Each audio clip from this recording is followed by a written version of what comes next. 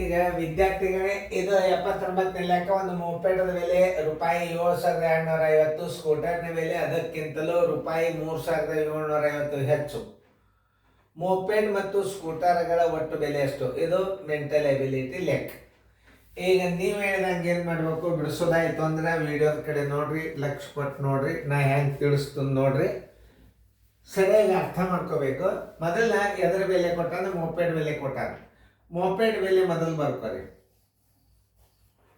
Moped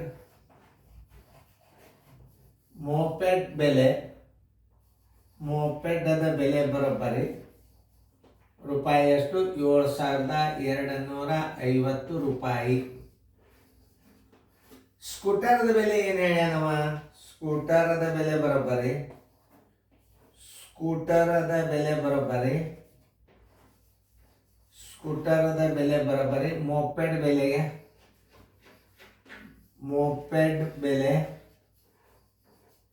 moped ಬೆಲೆ plus ಎಷ್ಟು ಹೆಚ್ಚಿಗೆ ಅದ? ಹೆಚ್ಚು ಅಂದ್ರೆ ಹೆಚ್ಚಿನ ಹಣ.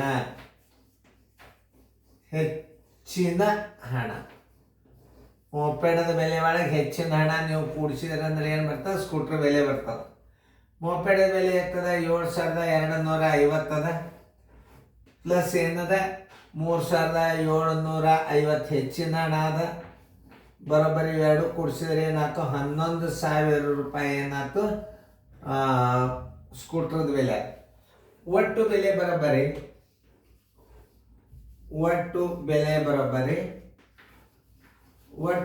ಬರೋಬ್ಬರಿ ಸ್ಕೂಟರ್ದ ಬೆಲೆ ಎಷ್ಟದ?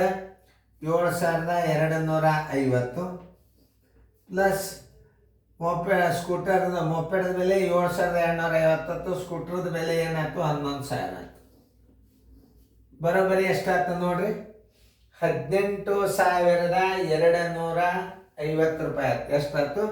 18,250 ರೂಪಾಯಿ. ಆನ್ಸರ್ ಎಷ್ಟು? ಉತ್ತರ ಬರೋಬರಿ. ಒಟ್ಟು ಬೆಲೆ 18,250 ರೂಪಾಯಿ. ಬರ್ಕೊ. ಏನದು ಉತ್ತರ? 18,250 ರೂಪಾಯಿ ಇದ್ದದ್ದಲ್ಲೇ ಉತ್ತರ ಎ. ಎಷ್ಟು ಚೆನ್ನಾಗಿ ತಿಳ್ಕೊಂಡು ಚೆನ್ನಾಗಿ ಬಿಡಿಸ್ಕೊಳ್ರಿ. ಗಣಿತವೆಲ್ಲ ಮೆಂಟಲ್ ಎಬಿಲಿಟಿ ಒಳಗೆ ಬರ್ತದೆ. ಇದು ವ್ಯಾವಹಾರಿಕ ಲೆಕ್ಕಗಳು.